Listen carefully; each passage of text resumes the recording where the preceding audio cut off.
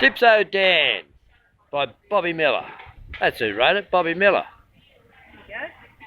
Ah, Dippso Dan. Now, Dippso Dan was a man you could strike at any time, and you rarely got any warning.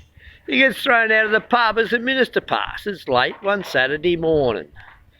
"G'day there, Reverend. How you going?" says Dan.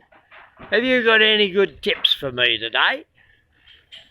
"Well," said the Reverend, "lunch might be a good thing for you, I'd say." "God, good on you, Reverend. Thanks for that. I never forgets what I'm told." And to himself he mutters, "Never heard of lunch. Must be a 2-year-old. Well, back into the pub goes Dippso Dan, 'cause the drinking day's still young. And he sees the sign on the end of the bar that says, "Lunch, 12 to 1. "Caw, look at the odds," says Dan. "That just might be worth a chance." But a firm hand grips his collar, and the other the seat of his pants. Well, back out onto the streets, but by now he's obsessed. That lunch might be a goer. I'll go down to the Royal and back it before the odds get any lower. So Dan staggers off to the other pub, down the other end of the shops. But halfway there's a Chinese cafe, and that's exactly where Dan stops.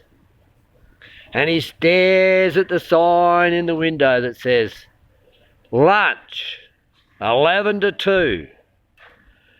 "Caw, they're backing that thing for a fortune," says Dan. "The minister must have knew. Fancy that, missing out on 12s. That's just enough to spoil me afternoon. I'll hurry up and I'll back it down at the Royal."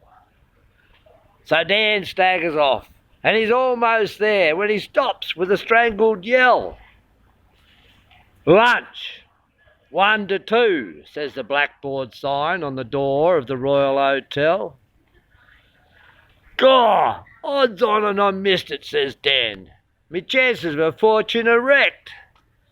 And he slides down the wall of the Royal Hotel as the booze and exercise take their effect.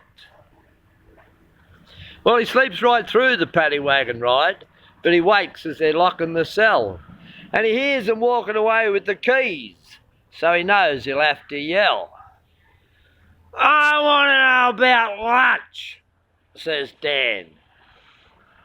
"And I got this terrible thirst." "Bad luck about lunch," the sergeant yells back, "'cause I'm telling ya, sober up first." "Sober up first," says Dan. So much for the minister's hunch.